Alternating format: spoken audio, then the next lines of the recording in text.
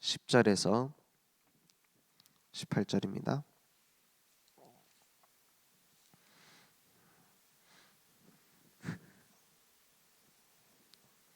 골로새서의 마지막 부분입니다. 골로새서 4장 10절에서 18절. 저와 여러분이 함께 한 목소리로 천천히 합독하겠습니다. 나와 함께 갇힌 아리스다고와 바나바의 생질 마가와 이 마가에 대하여 너희가 명을 받았음에 그가 이르거든 영접하라. 유스도라 하는 예수도 너희에게 문안하느니라. 그들은 할레파이나 이들만은 하나님의 나라를 위하여 함께 역사하는 자들이니 이런 사람들이 나의 위로가 되었느니라. 그리스도 예수의 종인 너희에게서 온 에바브라가 너희에게 문안하느니라. 그가 항상 너희를 위하여 애써 기도하여 너희로 하나님의 모든 뜻 가운데서 완전하고 확신 있게 서기를 구하나니 그가 너희와 라오디게아에 있는 자들과 히에라볼리에 있는 자들을 위하여 많이 수고하는 것을 내가 증언하노라. 사랑을 받는 의사 누가와 또 데마가 너희에게 문안하느니라. 라오디게아에 있는 형제들과 num바와 그 여자의 집에 있는 교회에 문안하고 이 편지를 너희에게서 읽은 후에 라오디게아인의 교회에서도 읽게 하고 또 라오디게아로부터 오는 편지를 너희도 읽으라.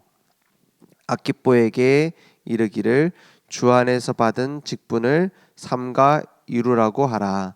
나 바울은 친필로 문안하노니 내가 매인 것을 생각하라. 은혜가 너희에게 있을지어다. 아멘.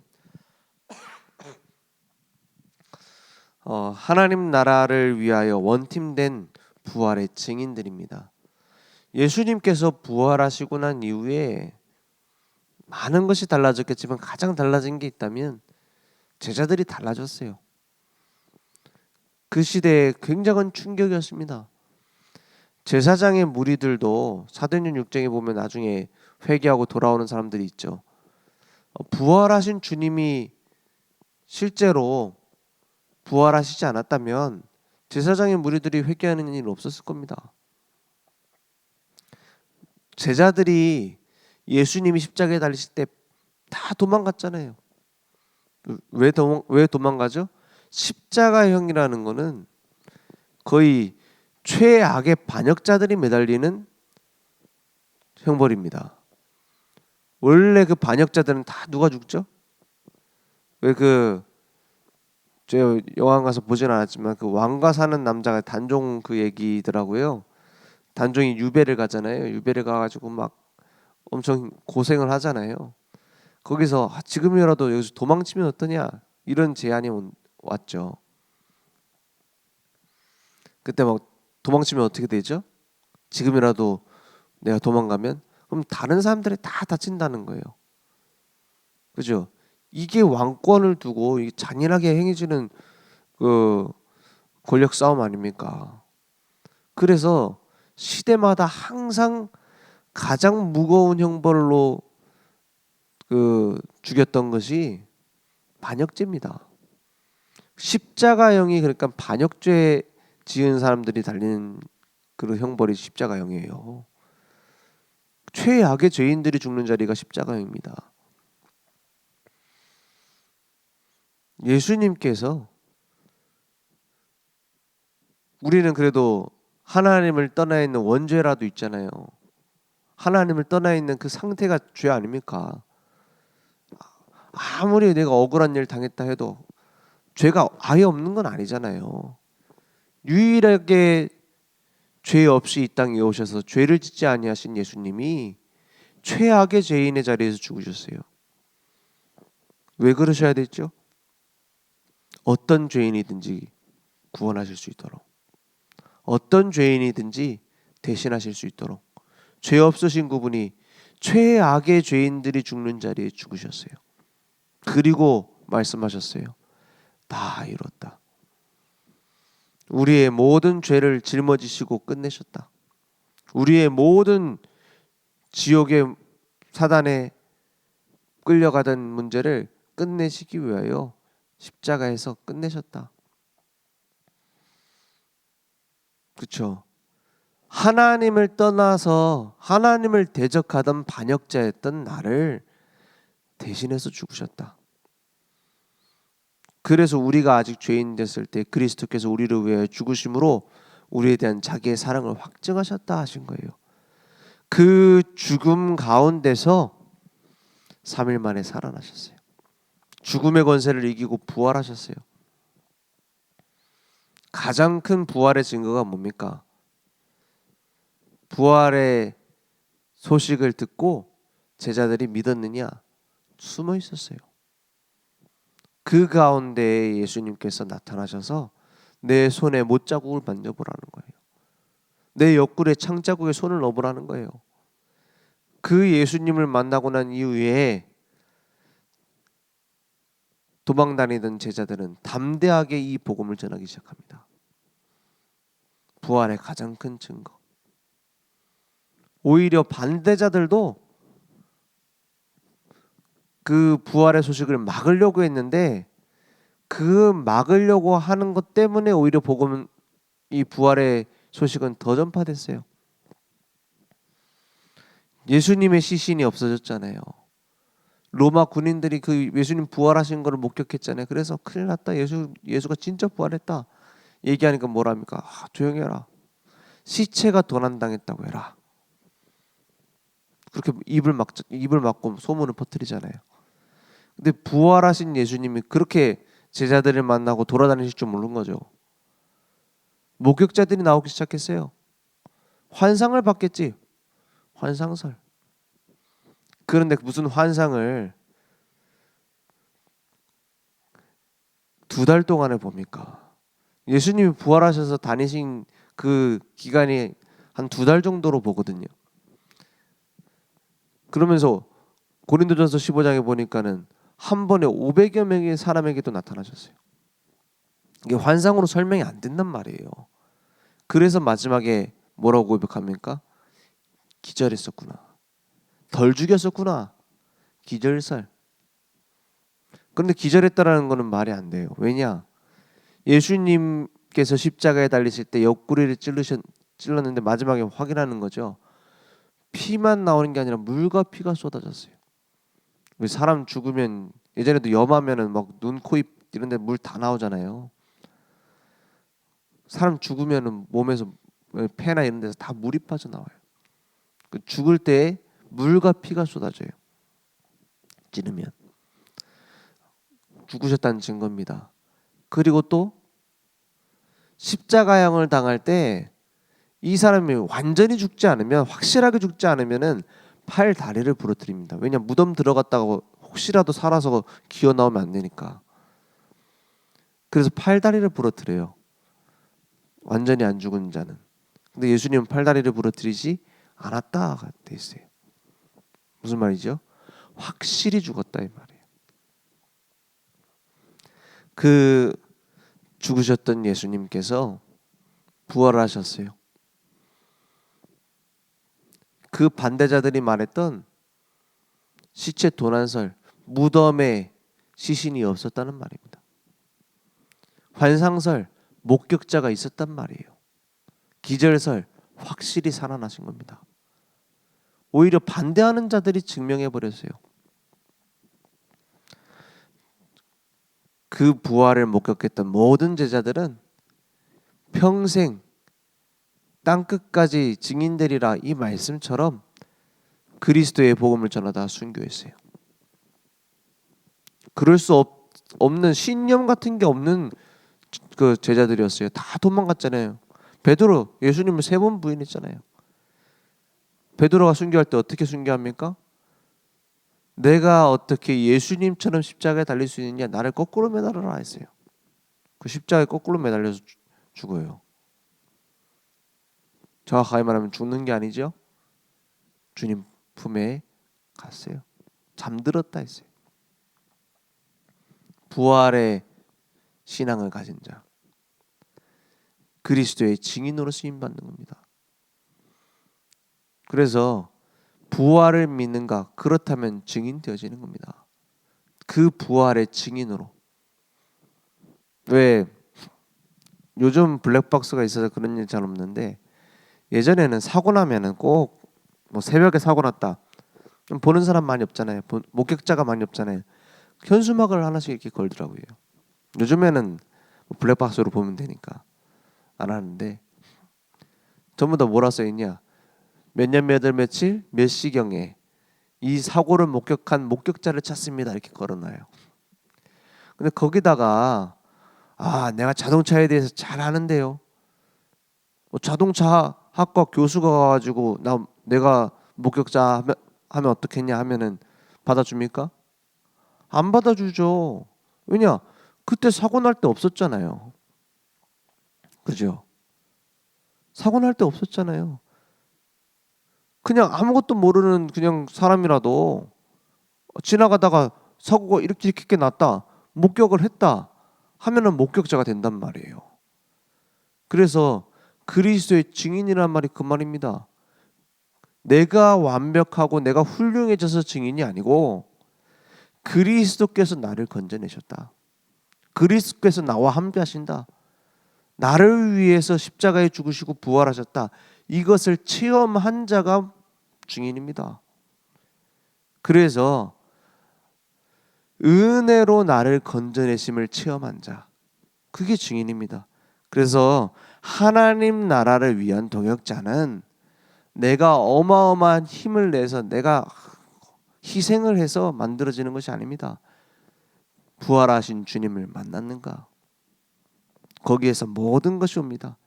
부활의 복음은 나를 변화시켜요. 부활하신 이 생명, 그 능력 자체가 나를 변화시키고 나에게 힘을 주는 거예요.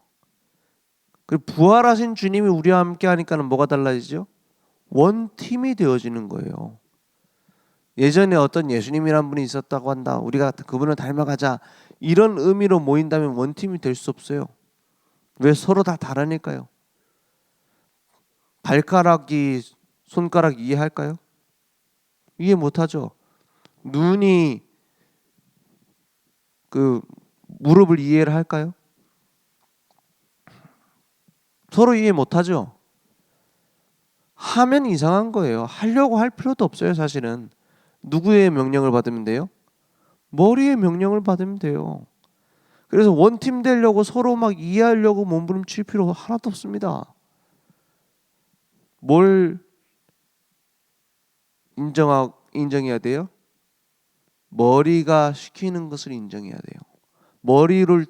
머리가 주는 명령을 받아서 우리가 한 몸 돼서 움직여야지, 한 몸으로서 서로 한 팀이 될 수 있는 거예요.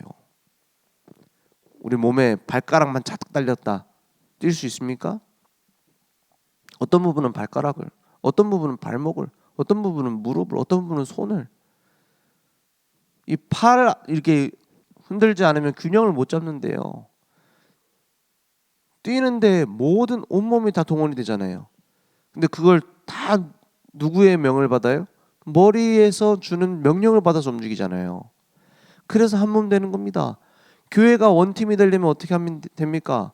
한 지체가 한 명 한 명이 그리스도가 주인이 되면 돼요.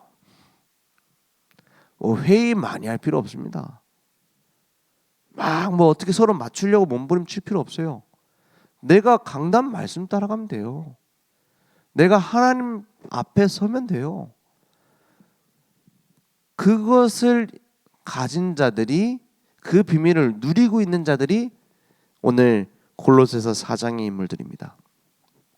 그러니까 어떤 사람은 두기고처럼 소통하는 자로, 어떤 사람은 오네시모처럼 변화된 치유된 증인으로, 어떤 사람들은 이 할레파들 중에서 이들만은 하나님의 나라를 위하여 함께 역사하는 자들이다. 이 굉장히 중요한 얘기예요. 이 할레파라고 하는 사람들은 주로 어떤 사람들입니까? 이제 할례를 행해서 유대인이 되거나 그 할례를 통해서 내가 여호와 하나님을 믿고자 할례를 받았는데 나중에 예수를 믿은 사람들이에요. 그러니까 이방인들 중에서도 할례를 받고 나서 유대교로 들어온 다음에 예수 믿는 사람들, 또 유대인들 중에서도 이 할례를 먼저 받잖아요. 그리고 나서 예수 믿은 그런 사람들은 할례파 아닙니까? 근데 할례파이지만 이랬어요. 할례파이나 이들만은 다른 그런 할례를 받은 사람들은 주로 어떻다는 거죠? 복음을 반대하는 자들이 복음 예수를 믿으면서도 복음만으로는 안 된다라고 말하는 사람들이 많았어요. 그걸 보고 손할례당이라고 말합니다. 예수 믿고 싶으냐? 그러면 할례를 먼저 받아라 이렇게 말하는 거예요. 율법을 먼저 지켜라. 그게 예수 믿는 거야. 지금도 뭐 교회에서 그런 말하는 사람들 많죠. 담배부터 끊고 와서 예수 믿어라 막 이런 식으로. 그런 식으로 자꾸 강조하는 사람들이 많았어요. 그런데 그런 율법에 있어서 먼저 할례를 받고 이런 사람들이지만 그런 부분을 넘어섰다라는 거예요. 그렇지. 우리는 그렇게 고생하며 믿었지만 예수 믿는 것이 다지 라고 자기의 오래된 체질을 바꿨다 이 말이에요. 물론 하나님이 바꿔주신 거죠. 그렇게 하나님의 나라를 위하여 함께 역사하는 자들이 됐다. 이런 사람들이 나의 위로가 된다. 이렇게 말하고 있는 겁니다. 그래서 복음 안에서 큰 일을 하는 것보다 먼저 중요한 것은 그리스도가 머리가 되는 겁니다. 그죠? 내가 뛰어난 일을 하는 것보다 중요한 것은 그리스도가 머리가 되는 거예요. 아, 주님께서 나를 이끌어 가시지. 그게 제자의 처음과 끝입니다. 그래서 부활의 복음을 누리는 자들은 함께 동역이 되고 함께 공동체가 되고 한 몸이 돼요. 마가도 이제 복음 전하다가 중간에 도망가고 그랬잖아요. 바울과 전하다. 그래 바울과 바나바가 갈라져서 싸우게 된 이유가 이 마가 때문이거든요. 바나바의 생질 조카이다 보니까는 2차 전도 여행 때 바나바가 마가를 데려가자고 하는데 바울이 반대를 합니다. 그 인간적인 감정이 아니라 얘는 아직 좀 훈련을 더 받고 같이 선교를 나가야 된다. 이 얼마나 중요한 건데 그것 때문에 갈라져서 싸웠잖아요. 그렇지만 그렇게 마가 때문에 싸워서 갈라져서 이제 바나바는 마가 데리고 가고 바울은 실라 디모데를 데리고 전도 여행을 가지 않습니까? 그것도 하나님의 뜻 안에서 일어나는 일이에요. 그런 다툼이 있어도 그리스도가 머리가 되시면 각자 갈라져서 각자 응답을 받고 나중에 또 다시 화해했어요. 자기 아들처럼 여겼어요. 다시 마가를 바울이. 그만큼 복음 안 했으면 모든 관계도 회복이 됩니다. 그래서 이 마가에 대해서도 추천을 하고 있습니다. 그리고 의사 누가 같은 제자, 모든 사도행전의 기록들이 누가에 의해서 기록됐잖아요. 근데 누가가 단순히 기록자로서만 바울을 도운 게 아닙니다. 빌립보 교회 같은 경우에는 누가가 주된 사역을 할 정도로 중요하게 남아서 사역을 했어요. 그 평신도 사역자였어요, 이 사람이. 그러면서 많은 기록을 했죠. 그런 제자들. 그래서 교회의 공동체를 든든하게 세우는 겁니다.